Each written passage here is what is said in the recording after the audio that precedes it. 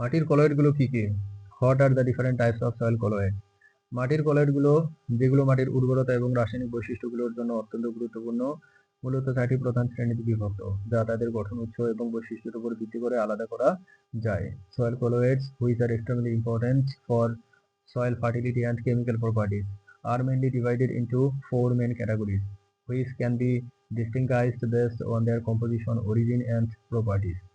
এই কলয়েডগুলোর মধ্যে প্রথমটি হলো স্তরযুক্ত সিলিকেট, যা সাধারণত তাপমাত্রা অঞ্চলের মাটিগুলোতে প্রধান ক্লে খনিজ হিসেবে পাওয়া যায় এবং এদের গঠন পাতলা স্তরের পুনরাবৃত্তিমূলক কাঠামোর সমন্বয়ে গঠিত।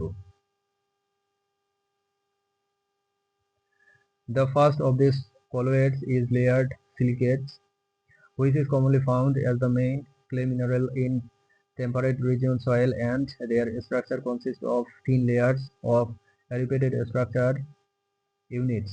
অন্যদিকে অ্যামরফস সিলিকেট, যা আগ্নেয় ছাই থেকে গঠিত হয়, দ্বিতীয় শ্রেণীভুক্ত এবং এদের মধ্যে স্বল্প পরিসরে শৃঙ্খলা দেখা যায়, যার কারণে তারা স্ফটিকের মতো নয়।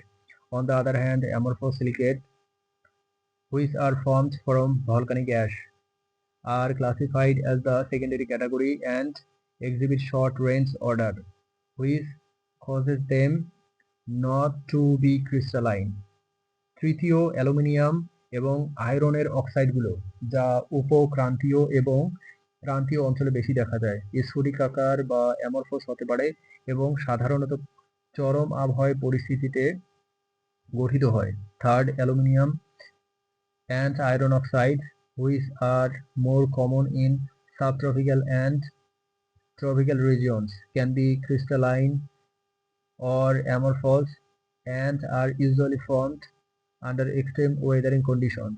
সবশেষে, জৈব কলয়েড বা হিউমাস, যা সমস্ত মাটিতে পাওয়া যায় এবং ত্রিমাত্রিক নন ক্রিস্টালাইন পলিমার দ্বারা গঠিত, মাটির গঠন এবং পুষ্টি উপাদান ধরে রাখার ক্ষেত্রে গুরুত্বপূর্ণ ভূমিকা পালন করে। Finally, organic colloids or humus, which are found in all soils and are composed of three-dimensional non-crystalline polymers, play an important role in soil structure and nutrient retention.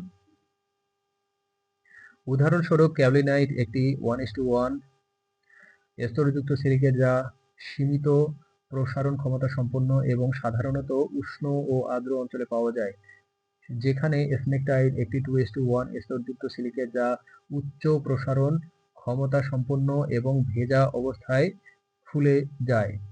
For example, Cavlinite is a 1:1 layered silicate which has limited expansion capacity and is commonly found in warm and humid regions, whereas Smectite is a 2:1 layered silicate which has high expansion capacity and swells when wet.